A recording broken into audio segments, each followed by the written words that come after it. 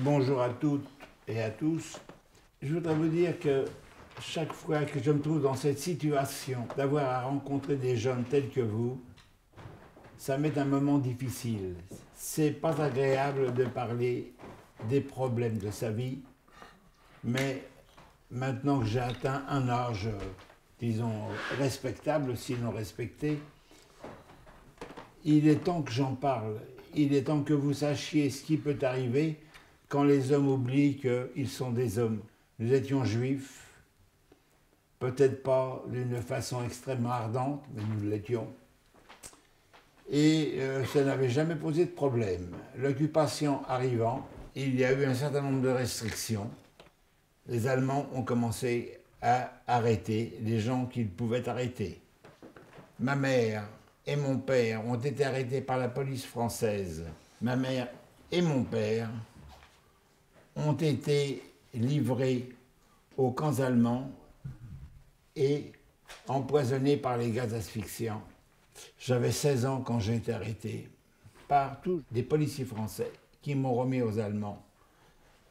Les nazis et leurs collaborateurs français avaient décidé que nous étions un danger pour les autres habitants de ce pays. N'ayant pas de preuves à apporter à ce qu'ils disaient, ils ont inventé toute une série de griefs, nous les ont appliqués et nous nous sommes ainsi retrouvés dans des camps en Allemagne. Des camps, ça signifie des chiens, et on avait peur des chiens. Des gardiens absolument devenus fous du travail qu'ils faisaient, et on avait peur des gardiens. Nous nous sommes trouvés perdus. Et n'oubliez pas aussi que nous n'avions, dans mon cas, nous n'avions que 16 ans. Quand 16 ans, vous sortez d'une vie normale et que vous tombez dans un endroit de répression permanente, il n'y a pas de devenir fou. Certains sont devenus fous. J'ai eu la chance que, de mon côté, ça ne se soit pas passé. Quel sentiment avez-vous ressenti quand vous avez été déporté? Eh bien, d'abord, vous ne comprenez pas. Vous vous posez une question pourquoi. Vous êtes des gens comme tout le monde, la civilisation de tout le monde, et on vous met dans un wagon, transport de marchandises. Dans notre wagon, ça se présentait de la façon suivante. Un fond de wagon avec quelques cartons dans lesquels il y avait un peu de nourriture pour, grosso modo, 60 à 75 personnes. C'est-à-dire que le soir du premier jour de la déportation, les cartons étaient vides. Il y avait des enfants en bas âge, il y avait des malades, il y avait des blessés, il y avait des gens qui étaient transformés, traumatisés par ce qui leur arrivait. Mais vous dites, mais pourquoi ils me font ça? Pourquoi moi? Et à quoi ça correspond? En quoi ça peut aider l'effort de guerre des nazis? À toutes ces questions, il n'y a pas de réponse. De notre convoi, je pense que grosso modo, sur 1000 partants, il a dû en mourir 700, 800 en arrivant au camp d'Auschwitz. En vérité, nous n'avons pas été dirigés sur le camp d'Auschwitz principal, mais sur des camps isolés, où nous avons commencé à travailler. Ça s'appelait des camps de travaux forcés. Auschwitz, c'était quand même 700 mètres sur 1100, c'était énorme. Et on se demandait, mais pourquoi il y a cette odeur et pourquoi est-ce que dans le fond, on voit des flammes rouges et noires, des flammes noires. Qui n'avait jamais vu des flammes noires? Ben, nous, on les a vues. Nous avons trouvé là-bas des hommes qui nous ont battus, non pas seulement les enfants, mais les adultes. Nous avons trouvé le manque de nourriture. Nous avons trouvé vraiment ce qu'il y a de plus horrible, l'abandon de l'espoir. Je crois qu'on se considérait comme abandonnés du monde, et à la vérité, nous l'avons été. On ne s'est pas intéressé à ce qui nous arrivait. Nous avons fait la connaissance d'un autre monde. Nous étions diminués, ramenés à ce que nous n'étions pas, à des bêtes. Un camp, c'est un endroit où on n'a pas de carte d'identité. Par contre, j'ai un bras. Mon bras est tatoué. Comme les vaches, les veaux, les chiens. Nous étions dans la situation de ces animaux. On les marquait aussi au cas où ils s'évadaient pour une raison ou pour une autre. On pouvait les récupérer, on savait où ils étaient. Nous, c'était la même chose. Il n'y a rien de plus dégradant, rien de plus difficile de penser qu'on n'a pas plus de valeur qu'un lapin. Non, c'est quelque chose. Et pourtant, j'ai eu la chance, mon tatouage a été discret. J'ai d'autres camarades qui ont été tatoués sur le front. J'en ai connu au moins un. Je suppose qu'il a été tatoué ainsi parce qu'il avait essayé de s'évader, ou je suppose. Mon numéro à moi, c'était A17594. Et lorsque je rencontrais à l'intérieur du camp des SS montant la garde, je devais me mettre au garde à vous et leur réciter mon numéro. C'est pas très facile quand on est français de réciter un numéro en allemand. En tout cas, j'ai eu la chance de survivre à cette épreuve. D'autres ne l'ont pas eu. Que mangez-vous dans les camps? Bonne question. Alors, au point de vue nourriture, nous avions des pommes de terre, mais des pommes de terre comme on les fait en Silésie, c'est-à-dire qu'elles étaient dures et filandreuses comme des tas d'aliments pour bestiaux. Il y avait de même des carottes qui suivaient le même traitement. Il n'y avait pas de sucre, il va de soi, pas de vrai café. Pendant 3 ans, je n'ai pas vu un fruit, je n'ai quasiment pas vu un bout de viande. Et lorsque nous avions de la viande au camp d'Auschwitz, c'était une viande déjà avariée. C'était pas très ragoûtant de voir cette viande marron avec des filets verts dessus. Et pourtant, il y en a qui ont mangé. Et je crois bien que j'en ai mangé aussi. C'est quoi qui vous a le plus manqué? Manqué? Je sais pas. Je crois ma mère qui m'a le plus manqué. Parce que le soir, en rentrant du travail, fatigués comme nous l'étions, affamés, sans possibilité de faire quoi que ce soit, ça nous aurait aidé véritablement s'il y avait eu une main consolatrice qui nous avait essuyé le visage.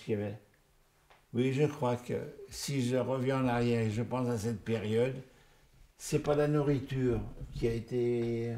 C'est la présence de quelqu'un vers lequel on pouvait se tourner. Sur les autres, vous n'aviez pas confiance. Vous n'aviez pas confiance parce que quand quelqu'un a faim comme nous avions faim, et qu'il est fatigué comme nous étions fatigués, vous ne pouvez pas connaître les réactions qu'il aura 5 minutes après le moment où vous l'aurez rencontré. Les Allemands avaient prévu que nous ne sortirions pas. Alors régulièrement, on nous rassemblait devant des médecins. Il y avait toujours des médecins prisonniers pour donner une valeur légale au papier signé, alors que ça n'avait de toute façon aucune légalité. On nous disait de quel coin es-tu? Je suis de Paris, par là. Je suis de Varsovie, par là. On nous distribuait, et à partir du moment où on avait partagé, les gens, on avait fait des groupes à peu près valables, eh bien commençait le vrai travail d'assassinat. Il était décidé que les Belges, les Blonds, n'importe qui, feraient partie de ceux qui seraient assassinés. Bon, ça s'appelait la sélection, c'était un mot que les Allemands avaient adopté. Et peu de ceux qui sont passés par les sélections ont eu la chance de pouvoir revenir en arrière. Les Allemands veillaient à ce que tout le monde soit assassiné. Et il faut avoir eu le coup de chance, comme il m'est arrivé de l'avoir. Il fallait avoir ce coup de chance pour s'en sortir. Personnellement, j'ai été aidé par un médecin polonais. Il m'a posé la question en me disant... Tu es né à Paris? Oui, bien sûr. De toute façon, c'était sur le papier, il l'avait lu un certain nombre de fois. Et il m'a posé la question qui m'a étonné. Il me dit, tu aimerais le revoir? Ce n'est pas une question à répondre. Il est évident qu'il y a quelques secondes d'entrer dans une chambre à gaz, il est évident que je préférais ne pas y entrer, ne pas tenter l'expérience. Et ce médecin a eu un coup de pitié. Il a fait sauter mon nom de sa liste et c'est comme ça que j'ai pu changer de camp et sauver ma peau. Comment décrirez-vous les Allemands? Des types ordinaires,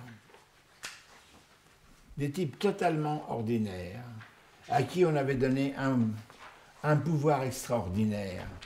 Imaginez-vous un homme, modèle courant, à qui on donne le pouvoir de tuer sans qu'il craigne une punition pour ça.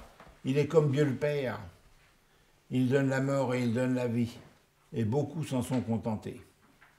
Comment la libération des camps s'est-elle passée? Ah, c'était une belle journée. On nous avait mis dans nos wagons à bestiaux, puisqu'on parlait tout à l'heure d'une punition, et on nous envoyait vers l'est de la Tchécoslovaquie. Je ne sais pas ce que les Allemands avaient décidé, mais depuis quelques jours, la situation avait changé. C'est-à-dire que l'offensive de l'aviation américaine était telle qu'elle a démoli bien des défenses qu'il y avait chez les Allemands. Lorsqu'on a vu la quantité de bombardements qui sont tombés sur les endroits où nous étions, on a compris que quelque chose était en train de tourner. Mais on n'osait pas espérer que c'était la libération, que c'était une liberté quelconque. Et puis, avec un camarade, nous nous sommes évadés du train. Sodel m'a dit quelque chose du genre, qu'est-ce qu'on fait? Alors j'ai dit, on s'en va. Aussi bête que ça.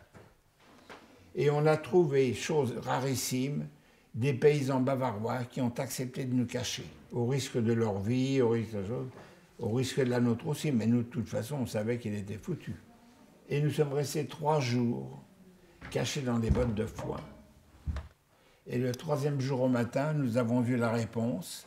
Le fermier qui nous avait cachés est venu gueuler dans le couloir qui amenait à l'endroit où nous étions cachés. Les Américains. On a su à ce moment-là que la guerre était terminée. Quand on a vu nos premiers soldats américains, c'était des hommes normaux. Mais nous, on les croyait des géants. Je faisais 1,60 m pour 29 kilos. C'était pas trop quand même. J'ai sauté dans les bras du premier qui était devant moi et je l'ai embrassé. Vraiment, il était pour moi le symbole d'une liberté, vraiment. Et lui devait être un peu enquiquiné avec un paquet comme moi sur les bras. Et il me répétait sans arrêt, « Pleure pas, petit Français, pleure pas ». Ça a été mes premiers mots d'anglais et je les ai compris.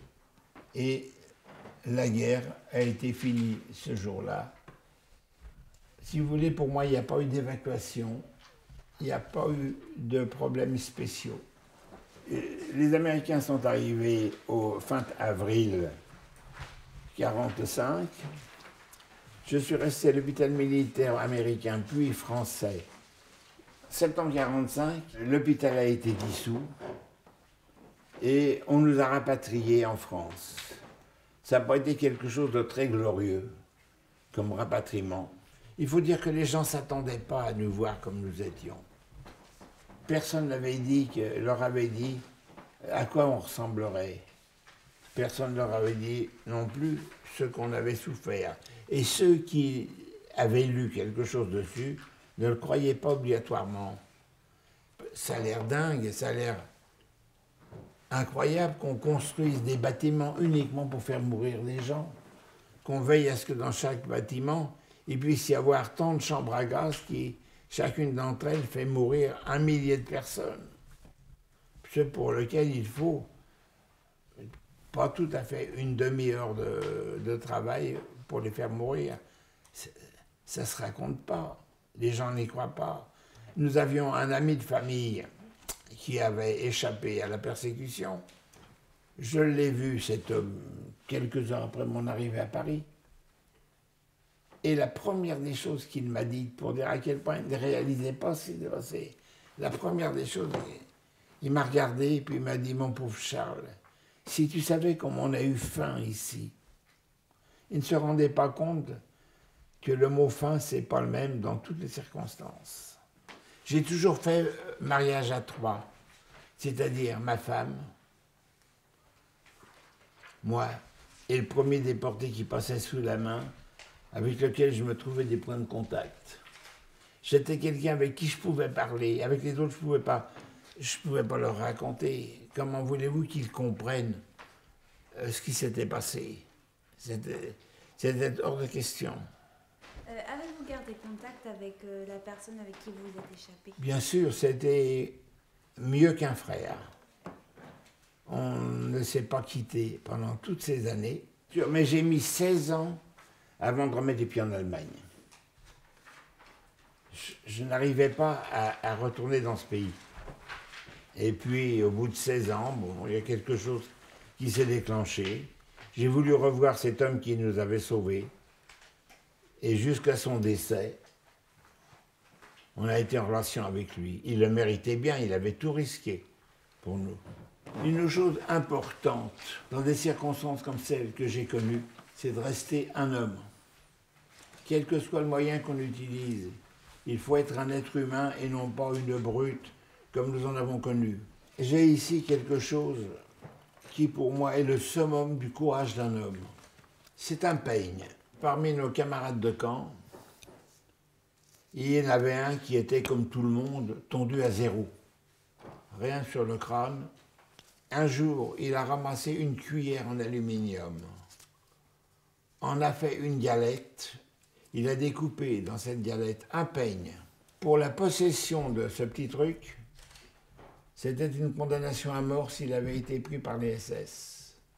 C'est une chose extraordinaire que d'avoir autant de foi dans la vie que de faire du matériel pour quelque chose qui n'existe pas. Je crois que je n'ai rien eu d'aussi pour moi, d'aussi émouvant que cette preuve de vie. Ça, c'est peut-être la chose la plus émouvante que j'ai vue en mes 3 ans de camp, la foi dans la vie d'un homme qui sait que demain ou après-demain ou le jour d'après, il ne sera plus là. Ce peigne me sert simplement à me rappeler que d'autres hommes vivent et qu'il n'y a pas de différence entre eux et moi. Ma vie a été quelque chose d'assez horrible et il faut bien que je vous en parle pour que vous vous en souveniez quand vous aurez des enfants. Ce que je voudrais que vous reteniez de notre rencontre d'aujourd'hui, c'est ça. On est tous les mêmes. Restez là-dessus et vous verrez que peut-être vous aiderez notre pauvre monde à changer. En tout cas, pour moi, personnellement, je vous suis reconnaissant d'être là aujourd'hui, d'avoir posé vos questions et de m'avoir permis de vous dire quelques-unes de mes vérités. Merci à vous tous.